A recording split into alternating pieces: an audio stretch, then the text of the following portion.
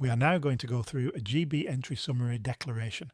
First, click on the new GB entry summary button on the dashboard to start the process. After you choose if the vehicle is accompanied or unaccompanied, you will have to add the transport details such as your custom reference number, departure and arrival port, ferry operator and arrival date and time. Next, you need to add the address details and company name for the sender and receiver.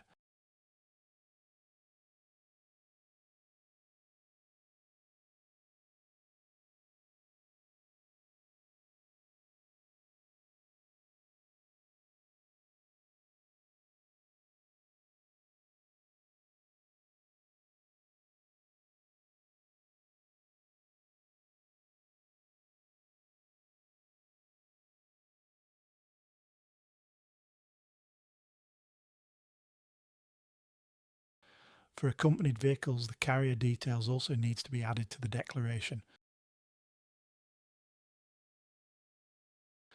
In the last section, we will need the goods and consignment details such as the weight, goods description, type of package, number of packages and shipping marks. To quickly add multiple items, you can import your items from Excel with our import tool that supports up to 999 items.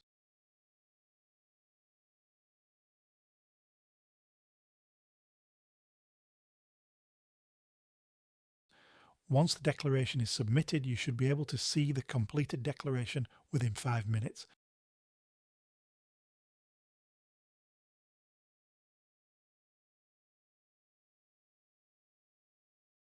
If you have any questions, contact us at help@ensready.com.